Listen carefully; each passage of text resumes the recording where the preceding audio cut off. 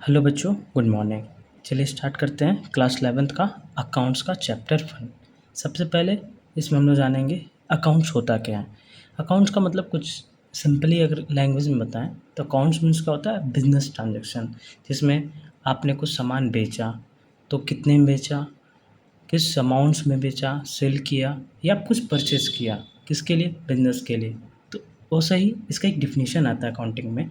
The accounting is the process of systematically recording, summarising and classifying, analysing and communicating the financial information to help in the decision making. इसका मतलब क्या हुआ कि कोई भी systematic record क्या करेंगे, कौन सा रिकॉर्ड्स को, बिजनेस ट्रांजैक्शन के रिकॉर्ड्स को सिस्टमेटिक तरीके से, सबसे पहले क्या आया क्या गया, सबसे पहले मान लेते हैं हमने कुछ खरीदा या बेचा, जो भी किया हम लोगों ने, ठीक है, तो उसके क्या करेंगे, उसको रिकॉर्ड करेंगे, सारे रिकॉर्ड्स। ऐसा नहीं है, जो भी बिजनेस रिलेटेड रिकॉर्ड्स होंगे सारे रिकॉर्ड्स हम लोग क्या करेंगे, रिकॉर्ड्स करेंगे, उसको फिर समराइज़ करेंगे। क्योंकि ये सब रिकॉर्ड करेंगे तो अलग अलग बुक्स होंगे, कैश बुक्स हो गया, परचेज बुक हो गया, परचेज रिटर्न्स हैं, सेल्स रिटर्न्स हैं, ये सारे बुक्स में जो मेंटेन करते हैं, क्या मेंटेन करते हैं, ट्रांजैक्शंस को, उन सबको क्या करेंगे, इकट्ठा करेंगे, छोटा करते जाएंगे। क्यों छोटा करते जाएंगे, क्योंकि हमें जानना है कि कंपनी को क्या जानना है, उसको क्या प्रॉफिट हुआ, लॉस हुआ, तो उसको समराइज़ किए। समराइज़ करने में छोटा कब छोटा करेंगे, छोटा करके कहाँ लाते हैं, बैलेंस शीट बनाते हैं। क्लासिफाइंग करेंगे, क्लासिफाइंग में बताएंगे कि किसको, लेजर में जर्नल एंट्री क्या होगी, पोस्टिंग्स क्या है। फिर ये सब बिजनेस में जो भी ट्रांजेक्शन हुए हैं उसको समझना ज़रूरी है, एनालाइज करना ज़रूरी है। एनालाइज मीन्स कि क्या बिजनेस में कौन से स्टेप्स लें जिससे हमारा बिजनेस और आगे बढ़े।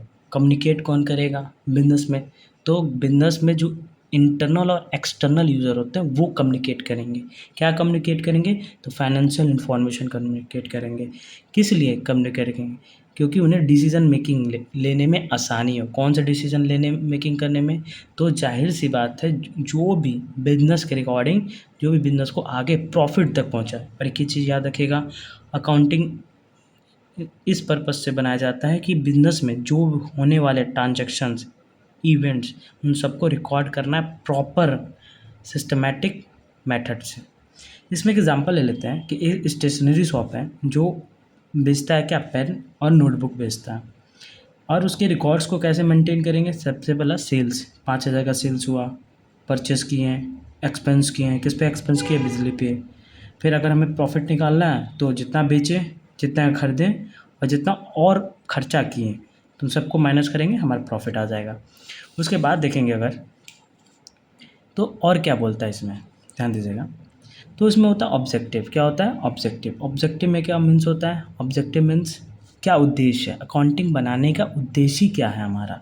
तो पहला, day to day business record, यानी कि रिकॉर्ड्स करने, बिजनेस में जितने भी ट्रांजैक्शन होते हैं, जैसे कुछ हम लोग खर्चा कर रहे हैं, यानी कि खर्चा मतलब एक्सपेंस कर रहे हैं, कुछ हम लोग मंगा रहे हैं, ठीक, इन सबको रिकॉर्ड्स को मेंटेन करना ज़रूरी है। डे टू डे एक्टिविटीज़ में हो सकता है, आप लोग इसको मंथली कर सकते हैं, ठीक है, मंथली प्रिपेयर करिए, फिर एनुअली में जाकर लास्ट में बैलेंस शीट प्रिपेयर कर दीजिए, बस हो गया। और क्या है, profit and loss. Profit and loss कैसे करेंगे, तो पीएल अकाउंट बनाएंगे। पीएल अकाउंट में क्या होता है, कितना इनकम है, क्या एक्सपेंसेस हैं। फाइनेंशियल पोजीशन, बैलेंस शीट बनाएंगे, क्या कंपनी को कुछ मुनाफा करना है, तो कंपनी क्यों खोली गई थी, बिजनेस क्यों ऑपरेट किया गया था, कि जानना था कि हमें कि क्या हमको प्रॉफिट करना है इस बिज़नेस में, इसी वजह से हमने बिज़नेस को खोला था। तो जिस वजह से हमें जानना ज़रूरी है बैलेंस शीट बनाकर कि क्या हमको प्रॉफिट हुआ है कि लॉस हुआ है। Provide information to the user, user को, कौन यूज़र, इंटरनल एक्सटर्नल यूज़र, जो डिसीजन ले सकें, यहीं पे मैं बताया था कम्युनिकेट करते समय, डिसीजन ले सकें। उसके अलावा उसमें क्या है, लीगल रिक्वायरमेंट, टैक्सेशन और लीगल कंप्लेन। अगर हेल्प इन टैक्सेशन, टैक्स देने में हेल्प करेगा। मान लेते हैं हम आज इस समय कुछ गुड्स परचेज या सेल करते हैं, इनकम करते हैं, तो गवर्नमेंट को टैक्स देना होता है। तो गवर्नमेंट को बताना भी तो होगा ना कितने काम ने इनकम किया, क्या सेल किया, उस हिसाब से टैक्स देंगे। अब ये थोड़ा ना कि हम एक ही बार 10 लाख का जमा कर देंगे टैक्स। क्यों नहीं जमा करेंगे, क्योंकि जितना हमने इनकम किया होगा उस पर टैक्स लगेगा, ठीक है। और एक legal complaints, legal complaints means जो भी एक लीगल एक तरह से कर सकते हैं, एविडेंस के तौर पर, जो भी हमारे पास एक डॉक्यूमेंट हो जाता है हमारे बिजनेस से रिगार्डिंग। और क्या है उसमें, तो देखिए उसके कुछ एडवांटेज हैं। अकाउंटिंग बनाने के क्या एडवांटेज है? पहला, ट्रैक द इनकम एक्सपेंसेस, हमें जानना ज़रूरी है क्या हमारे पास इनकम हुआ। हमें जानना ज़रूरी है कि हमने कितना खर्च किया। Help in preparing budget, budget means कि किसका बजट बनाना है? अकाउंट्स का, यानी कि बिज़नेस का बजट बनाना है। बिज़नेस में बजट बनाना ज़रूरी है कि हम कितने रेशियो में कब क्या अमाउंट खर्चा करना है, एक्सपेंस करना है। और क्या है इसमें? Legal evidence in the case of dispute, अगर कोई हमारे पार्टनर से कोई डिस्प्यूट हो जा रहा है, लड़ाई झगड़ा हो जा रहा है, ठीक है, या हम मान लेते हैं कोई भी एक लीगल डिस्प्यूट हो गया बिजनेस ट्रांजैक्शन में, या किसी गवर्नमेंट को ऑफिसर को हमको दिखाना है, जीएसटी ऑफिसर को हमको दिखाना है कि हमारे पास इतना है, इतना सेल किया, उसके लिए लीगल जज साहब यही देखेंगे कि आपका अकाउंटिंग क्या है, क्योंकि अकाउंट और अकाउंटिंग का जो लास्ट बैलेंस शीट होता है एकदम वेरीफाइड होता है, आपके बिजनेस ट्रांजैक्शन को दिखाता है। और ये एक और चीज़ मदद करता है, आपको लोन लेने में मदद कर रहा है। किस कौन लोन देगा? तो बैंक लोन देगा। यूज़फुल इन टैक्स असेसमेंट, टैक्स असेसमेंट के लिए बहुत मददगार है, बहुत अच्छा है, हेल्पफुल करता है, मदद करता है।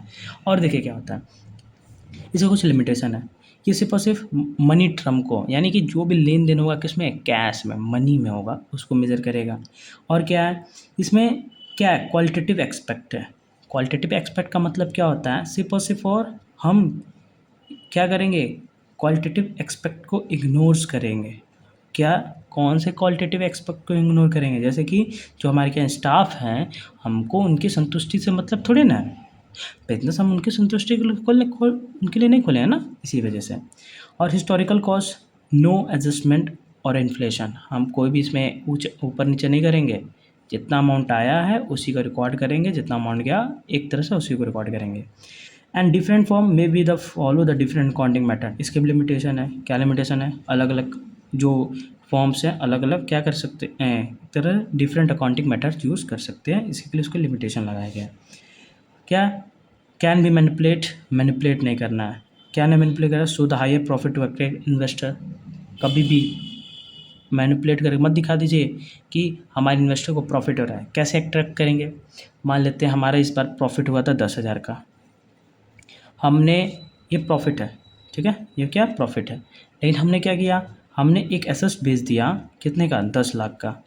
और हमने बोल दिया कि क्या है, हमने क्या बोल दिया? 10 लाख का हमने तो बेच दिया। तो जब 10 लाख का जब हमने बेचा तो क्या हुआ? तो हमने दिखा दिया क्या? 10,10,000 का हमको क्या हो गया? प्रॉफिट हो गया। जब ये 10,10,000 का प्रॉफिट थोड़ा ना हुआ हमें इस ईयर, हमें तो सिर्फ 10,000 का था, एसेट बेच के तो हमें 10 लाख मिला ना। तो हम कभी भी इन्वेस्टर को अट्रैक्ट करने के लिए कभी भी उनसे झूठ नहीं बोलेंगे। सबसे इम्पॉर्टेंट आता है इसमें, क्या आता है? Difference between book keeping and accounting, सबसे इम्पॉर्टेंट है। इसमें 1-2 नंबर पूछ भी लिए जाते हैं आपके, किसमें? बोर्ड्स के एग्जाम में पूछ भी लिए जाते हैं। बुक कीपिंग क्या है? रिकॉर्डिंग ट्रांजैक्शन को रिकॉर्ड करना है, लेकिन उसके अकाउंटिंग में क्या है? समराइजिंग, जैसे हम लोग यहाँ पढ़े थे ना, क्या करना है? समराइज़ करना है, सारे डाटा को क्या करना है? समराइज़ करना है। और से देखिए इसमें क्या करेंगे? डाटा को क्या करेंगे? एक तरह से प्रोसेस करेंगे। क्या प्रोसेस करेंगे? जितने भी ट्रांजैक्शन को सिर्फ छोटा करते जाएंगे। इसका जो स्कोप है क्या है? नैरो, छोटा है, बहुत छोटा है, इतना ही छोटा है, ज़्यादा इसमें कुछ पढ़ना नहीं है। लेकिन इसका क्या है? ब्रॉड है, बहुत बड़ा है। अकाउंटिंग बहुत बड़ा प्रोसेस है, इससे डिसीजन मेकिंग लेने में हेल्प नहीं मिलता, लेकिन इससे बहुत ज़्यादा हेल्प मिलता है। हमें क्या करना चाहिए, कब क्या करना चाहिए, कौन से प्रिपेयर करने चाहिए, किसको प्रिपेयर एनालिसिस करके जो बिज़नेस के ओनर्स होंगे, अभी इंटरनल एक्सटर्नल यूज़र पढ़ेंगे तो उसमें आपको पता चलेगा कि उनको किसको हेल्प मिलेगा इसको लेने में। इसमें क्या होंगे? जूनियर स्टाफ होता है, कोई भी कर सकता है, डैट मीन जिसको भी अकाउंटिंग का थोड़ा बहुत नॉलेज होगा आराम से कर लेगा। लेकिन इसमें एक सीनियर स्टाफ की ज़रूरत है। क्यों? क्योंकि उसको बहुत ज़्यादा नॉलेज की ज़रूरत होनी चाहिए, और ज़रूर होनी चाहिए, तभी वो क्या करेगा? अकाउंटिंग को अच्छे से बना सकेगा। टाइप्स ऑफ अकाउंटिंग में देखेंगे तो पहला टाइप्स ऑफ अकाउंटिंग में क्या आता है? फाइनेंशियल अकाउंटिंग है। फाइनेंशियल अकाउंटिंग करता क्या है? देखिए फाइनेंशियल अकाउंटिंग करता क्या है? जो भी बिजनेस ट्रांजैक्शन हुए हैं, हम लोग पहले पढ़े थे, अकाउंटिंग का मतलब क्या है? Transaction of business. अब प्रिपेयर करने में हेल्प करे किसको? फाइनेंशियल अकाउंटिंग मतलब फाइनेंशियल स्टेटमेंट। ये फाइनेंशियल स्टेटमेंट कब बनाते हैं हम लोग? साल के लास्ट में। कब? कौन से साल के लास्ट में? तो फाइनेंशियल स्टेटमेंट हम लोग तब बनाते हैं जब हम लोग का फाइनेंशियल ईयर ख़त्म होता है, उसके लास्ट में। और ये फाइनेंशियल ईयर कब ख़त्म होता है? फ्रॉम 1 अप्रैल टू 31 मार्च। 1 अप्रैल से 31 मार्च तक चलता है, ठीक है। अब कॉस्ट अकाउंटिंग क्या होता है? सिर्फ और सिर्फ हम लोग कॉस्ट रिलेटेड प्रोडक्ट्स को काउंट करेंगे और उन्हीं के कंट्रोल करेंगे क्या, एक्सपेंसेस को भी। मैनेजमेंट कौन है? तो internal reports for the business planning. तो इंटरनल रिपोर्ट्स आएगा कहाँ से? तो यहाँ पे जो कम्युनिकेट कर रहे थे ना, वही मैनेजमेंट करेगा। तो मैनेजमेंट कौन करेगा? तो जाहिर सी बात है, मैनेजमेंट वही लोग करेंगे जो लोग बिजनेस के ओनर होंगे। इसके ब्रांच होते हैं, सेम है। टाइप्स ऑफ अकाउंट है, इसमें दोनों चीज़ें की है। जैसे इसमें फाइनेंशियल अकाउंटिंग क्या है? एक्सटर्नल रिपोर्टिंग होती है। एक्सटर्नल रिपोर्टिंग मतलब ये इसके जो बैलेंस बनेगा तो हम कहीं भी इसको शो कर सकते हैं। कॉस्ट अकाउंटिंग यानी कि जो प्रोडक्ट कॉस्टिंग है, कॉस्ट कंट्रोल कॉस्टिंग है, उन सबको मेजर करेंगे। मैनेजमेंट क्या है? इंटरनल मैनेजमेंट डिसीजन, यानी जो मैनेजमेंट है वो डिसाइड कर पाए कि उसको क्या करना है बिजनेस में, कब इन्वेस्ट करना है, कब नहीं करना है। अब देखिए यहाँ पे जो मैं तभी से मैं बोला था इंटरनल एक्सटर्नल यूज़र के बारे में क्या होता है। इंटरनल यूज़र में 3 लोग आते हैं। पहला आता है ओनर आता है, मैनेजर आता है, एम्प्लॉय आता है। 3 लोग आते हैं ये। फिर उसके बाद से इसमें क्या होता है, ध्यान दीजिएगा। Want profit and loss info, ये क्या जानना चाहता है कि उसको कंपनी को लॉस हुआ है, प्रॉफिट हुआ है, ये जानना चाहता है। फिर नीड टू कंट्रोल ऑपरेशन, ये जानना चाहता है कि मैनेजर ऑपरेट करना चाहता है बिजनेस फर्म को। क्यों ऑपरेट करना चाहता है? क्योंकि उसको पता है कि बिजनेस को अगर हम ऑपरेट नहीं करेंगे, मैनेजर यानी कि अगर बात किया जाए बैंक कंपनी का सीईओ, वो मैनेज करेगा, ऑपरेट करेगा, बताएगा अपने जूनियर स्टाफ्स को कि कैसे आपको क्या स्टेप्स लेने हैं जिससे बिजनेस और भी आगे बढ़े। एम्प्लॉय क्यों नहीं जानना चाहते हैं? क्योंकि उनकी जॉब सिक्योर है इस साल कि नहीं है। बिजनेस लॉस हो जाएगा तो क्या करेगा? कुछ तो नहीं कर पाएगा, उसको फिर नया नौकरी जो होना अपना। अगर वो जानना चाहता है कि उसको अगर अच्छा बिजनेस चल रहा है तो क्या उसको इस साल बोनस मिलेगा कि नहीं मिलेगा। अगर बात करेंगे वही एक्सटर्नल यूज़र में, तो इन्वेस्टर होगा। इन्वेस्टर कौन? जो पैसा लगाए कंपनी में। क्रेडिटर कौन? जो कंपनी को कुछ पैसा दे। गवर्नमेंट क्या है? गवर्नमेंट को टैक्स लेना है, तो वो जानना चाहेगा क्या, कम्युनिकेट करना चाहेगा, बैलेंस शीट बनाए, लाओ तेल लाओ, पैसा लाओ, टैक्स लाओ। बैंक क्या बोलेगा?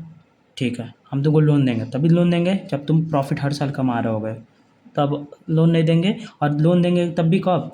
1 साल का होना चाहिए। यानी कि आज तुम पैसा लियो, मान लेते हैं 10,000 रुपया, तो हम 1 साल के बाद हम इस पे इंटरेस्ट देंगे और जो देंगे भी। कस्टमर क्या चाहेगा? Long term supply. कस्टमर चाहेगा कि हाँ, हम इसके प्रोडक्ट को बहुत लंबे समय तक यूज़ करें। और एक और चीज़ कस्टमर चाहेगा, क्या चाहेगा? कि हम इस कंपनी में इन्वेस्ट कर सकते हैं, तो वही इन्वेस्टर हो जाता है, तो वही कस्टमर है। कस्टमर क्या है? लॉन्ग टर्म सप्लाई खोजता है, जज करता है हाँ आपका प्रोडक्ट बढ़िया है कि नहीं बढ़िया है। उसके बाद सबसे इम्पॉर्टेंट ये याद रखिएगा, क्वालिटेटिव कैरेक्टरिस्टिक्स ऑफ अकाउंटिंग। इसके बारे में रेलेवेंस है, रेलेबिलिटी है, कंपेरेबिलिटी, अंडरस्टैंडेबिलिटी और टाइमलाइनेस है। एकदम शॉर्ट में है, आपके बुक में देखेंगे बहुत ज़्यादा बड़ा दिया हुआ है। यूज़फुल फॉर डिसीजन मेकिंग, सबसे पहले रेलेवेंस मतलब तुरंत आपको स्टेटमेंट देके पता चल जाएगा कि क्या आपको डिसीजन लेना था।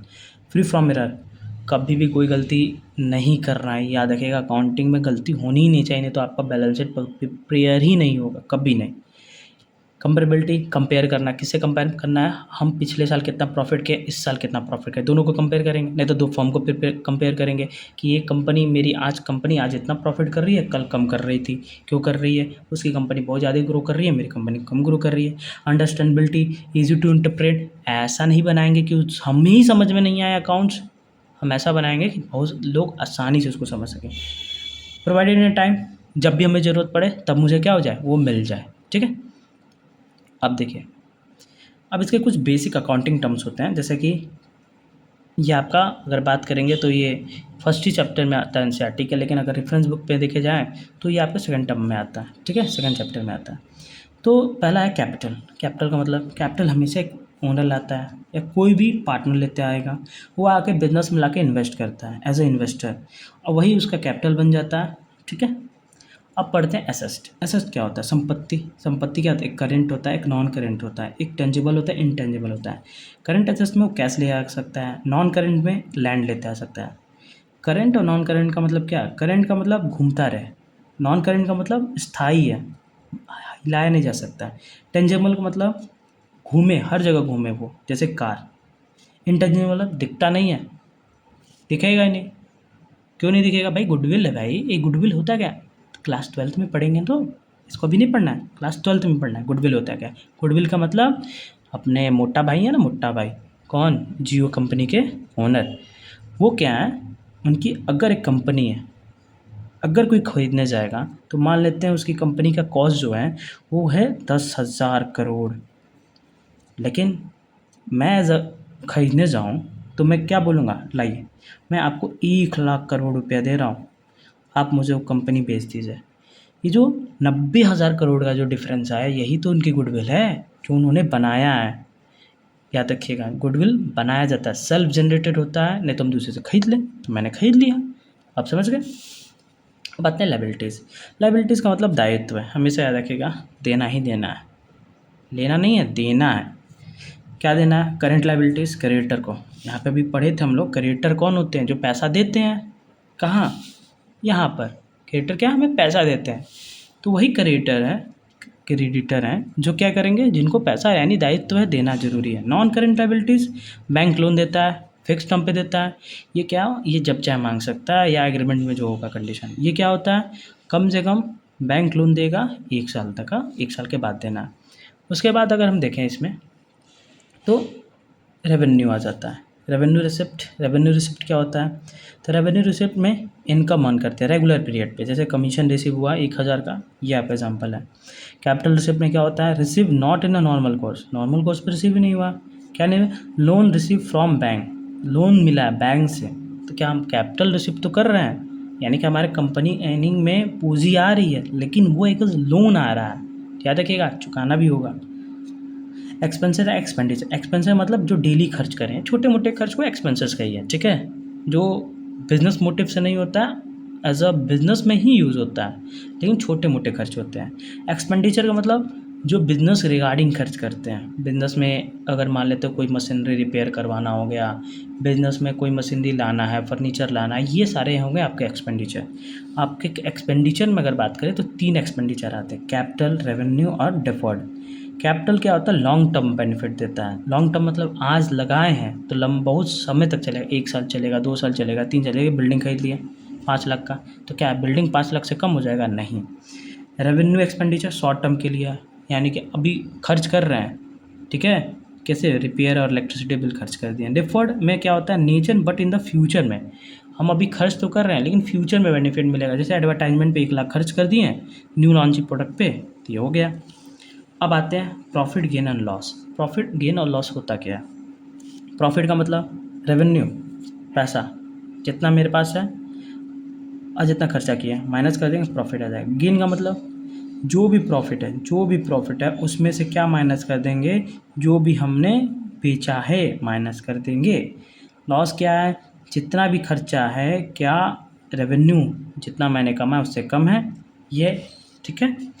अब नेक्स्ट देखते हैं परचेस। परचेस क्या होता है? कुछ खरीदना, कोई भी कुछ खरीदना। जैसे मान लीजिए आपने कार खरीद लिया, किस पर्पस के लिए? बिजनेस पर्पस के लिए। सेल मतलब बेच दिया, कुछ बेच दिया। क्या बेच दिया? मेरी कंपनी में कुछ प्रोडक्ट्स हैं, गुड्स हैं, स्टॉक्स से मैंने उसको बेच दिया, अभी स्टॉक्स पड़ेंगे। रिटर्न, जो मैंने परचेस किया था मैंने उसको सप्लायर को वापस कर दिया, तो वो परचेज रिटर्न हो गया। सेल्स, जो मैंने यहाँ बेचा था मैंने उसको क्या किया, बेचने, जो मैं बेचा था कस्टमर ने मुझे लाकर वापस दे दिया, ठीक है।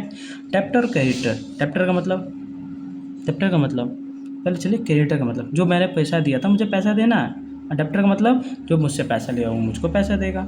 Bills receivable and bills payable. देखिए, बिल्स रिसीवेबल का मतलब होता है क्या, लाओ पैसा लाओ, रिसीव करना है, देना नहीं है। बिल्स, मेरे पास जो बिल्स थे कंपनी के, मैं देखा कि मैंने उसको दिया था, बिल्स निकाला तो देखा हाँ अरे रे पैसा लेना था, जल्दी लाओ पैसा। बिल्स पेएबल, पैसा देना है भैया, हम उसको पैसा देना भूल गए थे, अब पैसा देंगे। Trade discount.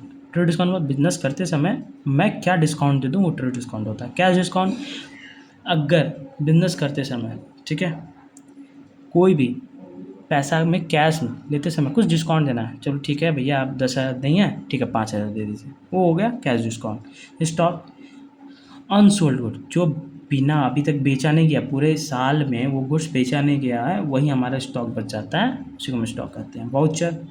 वाउचर का मतलब क्या होता है? Cash memo invoice. Cash memo invoice का मतलब जो भी हमारे एक डॉक्यूमेंट होता नहीं होता है, दुकान पे जाते हैं और दुकानदार साहब क्या करते हैं, बिल काटते हैं, वही है वाउचर। जीएसटी, आपको पता है नया टर्म्स आया है जीएसटी। इनडायरेक्ट टैक्स होता है, जैसे सीजीएसटी, एसजीएसटी। सीजीएसटी मतलब सेंट्रल गवर्नमेंट, एसजीएसटी मतलब स्टेट गवर्नमेंट, आईजीएसटी मतलब क्या, इंटरनेशनल, ठीक है। ये डिपेंडिंग ऑन लोकेशन होता है, लोकेशन मतलब लोकेशन अकाउंट, वही मैं बताया। लास्ट, खत्म होने वाला बच्चों, बस ध्यान दीजिएगा। इसमें एक जनरल एंट्री कर लेते हैं। सबसे पहले देखिए जर्नल एंट्री कंपलसरी है, आपको पहले से पता होना चाहिए जर्नल एंट्री किया कैसे जाता है। पहला बिजनेस स्टार्टेड विथ क्या 50,000 कैश। अगर कैश स्टार्ट किए हैं तो जाहिर सी बात है वो हमारा कैपिटल है, तो cash account debited 50,000 to capital being business start. ये नरेशन जरूर लिखना, बिना नरेशन के कभी भी राइट मत करिएगा। परचेज गुड 1,00,000 का गुड्स, 10,000 का गुड पैसे क्यों भी कैश में कर दिए हैं, तो कैश परचेज किए हैं तो देखिए क्या आ रहा है हमारे पास, गुड्स आ रहा है, गुड्स अकाउंट डेबिटेड क्या जा रहा है, कैश जा रहा है। यहाँ पे क्या था, कैश आ रहा है कैपिटल अकाउंट में क्रेडिट हो रहा है। यहाँ पे देखिए राम ने क्या किया, गुड्स बेच दिया on a credit to Ram, goods sold for Ram on a credit. Ram को सेल तो किए हैं 15,000 गुड्स, लेकिन वो क्या है, हमें अब राम डेबिट करना पड़ेगा। क्यों, क्योंकि हमने गुड्स तो बेच दिया लेकिन राम को क्रेडिट किया क्योंकि उसने उधार दिया। अगर यहाँ पे दे देता कैश तो कैश कर देते हैं, अगर राम अभी दिया नहीं है तो राम के नाम से कर देंगे। Bing goods sold on credit, goods तो बेच दिया मैंने, गुड्स रखा नहीं है, बेच दिया लेकिन उधार पे दिया है, इसी के लिए राम को अकाउंट को क्रेडिट किया है। ठीक है, यहीं पे आपका क्लास ख़त्म होता है। अगर आपको अच्छा लगा होगा तो लाइक करिएगा, कमेंट करिएगा और चैनल को सब्सक्राइब जरूर करिएगा।